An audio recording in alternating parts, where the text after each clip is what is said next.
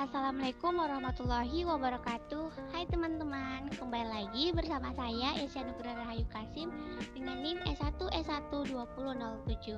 Di kesempatan kali ini masih tetap sama ya, kita akan membahas dua subbab yang pernah kita pelajari di perkuliahan untuk memenuhi need dari mata kuliah sistem operasi di semester genap ini. Jadi, yang pertama kita akan membahas why should learn the operating system. Kenapa kita harus belajar sistem operasi? Kemudian yang kedua, kita akan membahas algoritma penjadwalan. Nah, langsung saja kita melangkah ke materi yang pertama, yaitu mengapa kita harus belajar sistem operasi. Tapi teman-teman harus mengetahui terlebih dahulu, apa sih sistem operasi itu? Jadi, sistem operasi adalah perangkat lunak sistem yang mengatur sumber daya dari perangkat keras dan perangkat lunak, serta sebagai daemon untuk program komputer. Nah, setelah lebih dari 60 tahun, sejarah perkomputeran telah terjadi pergeseran yang signifikan dari peranan sebuah sistem operasi.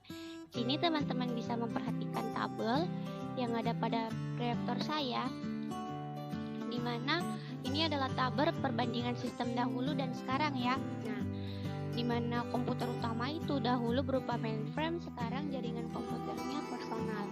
Kemudian memori, dahulu itu beberapa kilobyte ya, sekarang beberapa gigabyte. Kemudian disk, dahulu itu beberapa megabyte dan sekarang itu beberapa ratus gigabyte. Kemudian di peraga, dahulu itu terminal teks dan sekarang berupa grafik bersolusi tinggi. Kemudian arsitektur, dahulu itu beragam arsitektur dan sekarang dominasi keluarga i386. Kemudian sistem operasi, dahulu itu beda sistem operasi untuk setiap arsitektur ya, sedangkan sekarang dominasi Microsoft dengan beberapa pengecualian. Nah, di sini terlihat bahwa telah terjadi perubahan sangat drastis dalam dunia teknologi informasi dan dalam ilmu komputer ini. Sistem operasi telah berkembang selama lebih dari 40 tahun dengan dua tujuan utama ya teman-teman. Mana tujuan utamanya? Yang pertama itu sistem operasi coba mengatur aktivitas komputasi untuk memastikan pendayagunaan yang baik dari sistem komputasi tersebut. Kemudian yang kedua, menyediakan lingkungan yang nyaman untuk pengembangan dan jalankan dari program. Kemudian tujuan dari sistem operasi ini mengetahui kelemahan dan kelebihan dari suatu sistem operasi, kemudian mampu mencari alternatif untuk mengurangi kelemahan dari sistem operasi. Kemudian yang ketiga, memahami pengguna sistem operasi dan gunanya untuk manusia. Dan yang terakhir, membuat terobosan baru untuk meningkatkan perkembangan dari sistem operasi saat ini. Nah, kita melangkah ke materi yang kedua, yaitu algoritma penjadwalan. Algoritma penjadwalan ini sangat penting ya bagi sistem operasi, di mana manfaatnya yaitu untuk memecahkan suatu permasalahan terutama pada penjadwalan proses dengan tujuan utama meningkatkan kinerja dari sebuah sistem menggunakan kriteria tertentu. Nah, algoritma penjadwalan ini kita akan membahas dua algoritma, yaitu yang pertama first come first served, kemudian yang kedua priority scheduling. Nah, yang pertama kita akan membahas algoritma first come first served atau FCFS. Nah, jadi algoritma ini merupakan algoritma penjadwalan yang paling sederhana yang digunakan oleh CPU ya teman-teman. Kemudian proses yang tiba di luar akan dilayani di luar. Apabila terdapat proses yang tiba pada waktu yang bersamaan, maka pelayanan mereka dilaksanakan berdasarkan urutan dalam antrian. Jadi di algoritma ini menggunakan sistem antrian ya, di mana yang duluan datang itu atau yang duluan mengantri, maka dia yang akan dilayani terlebih dahulu. Proses di antrian belakang harus menunggu sampai semua proses depannya itu selesai, tidak peduli berapa arrival time dan berapa panjang atau pendek burst time-nya. Jika dia datang belakang atau dia di antrian belakang, maka dia harus menunggu semua proses di depannya itu selesai ya teman-teman. Nah, itu biasanya memicu terjadinya convoy effect ya. Nah, itu convoy effect itu merupakan kekurangan dari algoritma FCFS ini, dan waiting time-nya itu rata-rata tinggi ya, atau cukup lama. Nah, di sini kita lihat contohnya first come first served ini, di mana proses yang datang pertama dilayani terlebih dahulu, tidak peduli apakah burst time-nya itu panjang ataupun pendek ya. Jadi seperti saya katakan tadi bahwa di algoritma first come first served ini tuh memiliki atau menerapkan sistem antrian. Kemudian kita bisa melihat contohnya. Di sini berikut terdapat proses pada sebuah CPU dengan arrival time dan burst time-nya masing-masing. Kita diminta untuk menggambarkan Gantt chart dan menentukan rata-rata AWT-nya ya teman-teman. Ini kita bisa melihat prosesnya ada P1, P2, P3, P4, dan P5. Jadi prosesnya ada 5 ya. Di mana P1 arrival time-nya 0, burst time-nya 12, P2 arrival time-nya 2, burst time-nya 8, P3 arrival time-nya 3, burst time-nya 5, P4 arrival time-nya 5, burst time-nya 2, dan P5 arrival time-nya 9, burst time-nya 1 ya teman-teman. Nah, ini merupakan Gantt chart dari FCFS tadi, di mana di sini P1 adalah antrian pertama. Jadi P1 merupakan antrian pertama, kemudian disusul P2, P3, P4 hingga P5. Nah, di sini kita bisa sama melihat bahwa P1 ini sedang diproses ya. Jadi tanda warna putih itu sedang diproses atau sedang dilayani oleh CPU. Di mana P1 ini dia tidak menunggu lagi karena dia merupakan antrian pertama ya. Jadi dia tidak memiliki waktu tunggu, maka dia diproses terlebih dahulu atau dilayani oleh CPU. Kemudian di waktu ke-12 ini P1 telah selesai ya diproses, maka berpindahlah ke P2 karena P2 merupakan antrian yang kedua ya teman-teman. Kemudian P3, P4, P5 masih dalam waktu tunggu. Kemudian di waktu ke-20 P2 telah selesai diproses oleh CPU, maka dia berpindah ke P3. Jadi yang dilayani oleh CPU itu adalah P3 ya. Karena P3 merupakan antrian yang ketiga. Sedangkan P4 dan P5 itu masih di waiting time ya. Kemudian di waktu ke-25 P3 ini telah selesai diproses, maka yang diproses lagi itu atau yang dilayani oleh CPU adalah P4 karena P4 ini merupakan antrian yang kelima dan P5 masih berada di waiting time. Kemudian di waktu ke-27 P4 telah selesai diproses, maka yang diproses lagi itu adalah P5 ya teman-teman, karena P5 ini sudah yang terakhir atau proses yang terakhir. Di sini kita bisa melihat waktu tunggunya ya, di mana P1 itu sama dengan 0 karena dia tidak memiliki waktu tunggu karena dia adalah antrian yang pertama. Kemudian P2 yaitu 12 kurang 2. Nah, di sini mengapa 12 kurang 2? Karena P2 tadi diproses di waktu ke-12, kemudian dia berada pada antrian kedua, maka 12 kurang 2 sama dengan 10. Kemudian P3 20 kurang 3 karena dia berada di atau dia diproses di waktu ke-20, kemudian dia berada di antrian ketiga, maka 20 kurang 3 sama dengan 17. Begitu juga dengan P4, dia diproses tadi di waktu ke-25 dan dia berada di antrian kelima, maka 25 kurang 5 sama dengan 20. Kemudian yang terakhir atau proses yang terakhir itu P5, dia diproses di waktu ke-27 dan dia berada antrian di 9, maka 27 kurang 9 sama dengan 18. Nah, untuk menentukan rata-rata AWT-nya, kita harus menjumlahkan keseluruhan dari waktu tunggu ini. Jadi kita jumlahkan ya 0, 10, 17, 20, 18 itu akan mendapatkan hasil 65.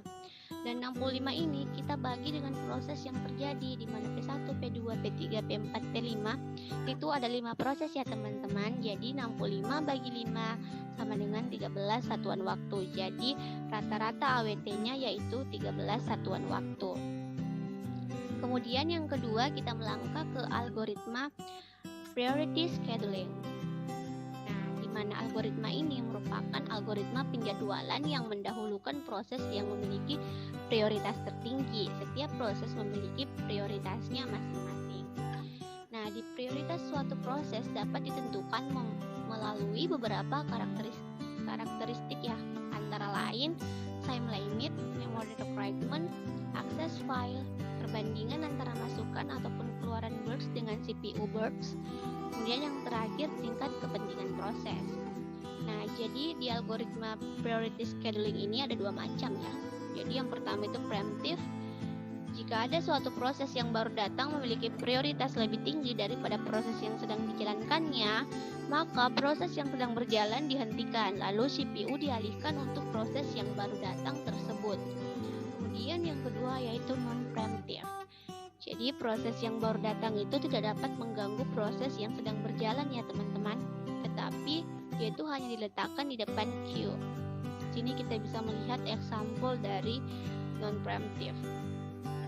Nah, jadi di non-preemptive ini, jika proses yang datang memiliki arrival time yang sama, maka proses yang burst time-nya yang paling kecil itu ataupun yang paling pendek itu dia akan dilayani terlebih dahulu.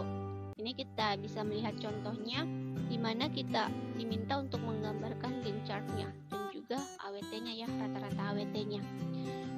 Di mana prosesnya ada 5, P1 arrival time-nya 0 dan burst time-nya 12, P2 dengan arrival time 2, burst time-nya 8, kemudian P3 arrival time 3, burst time-nya 5, P4 arrival time 5, burst time-nya 2, dan P5 arrival time 9 dan burst time-nya 1 ya teman-teman. Nah, ini merupakan Gantt chart-nya. Di mana P1 itu antrian pertama, disusul P2, P3, P4 dan juga P5. Nah, tanda putih ini berarti dia sedang dilayani oleh CPU atau sedang diproses ya.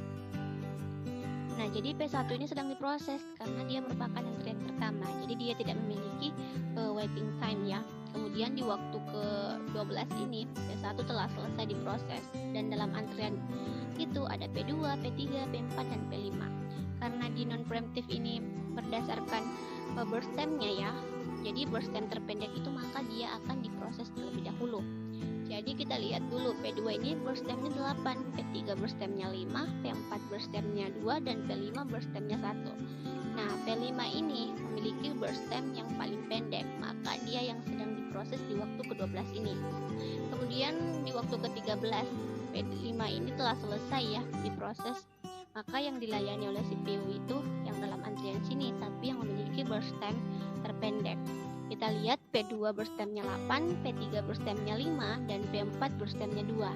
Nah, P4 ini adalah atau dia memiliki burst time terpendek, maka dia yang sedang dilayani oleh CPU. Kemudian di waktu ke-15 P4 ini telah selesai ya teman-teman. Dia telah selesai diproses, maka yang antri itu P2 dan P3. Dia sedang berada di waiting time. Nah, kembali kita melihat burst time-nya. P2 yaitu burst time-nya 8, P3 burst time-nya 5. Nah, P3 yang dilayani atau diproses terlebih dahulu karena 5 itu lebih kecil dari 8 ya teman-teman. Kemudian di waktu ke-20 P3 telah selesai diproses, maka berpindahlah ke P2.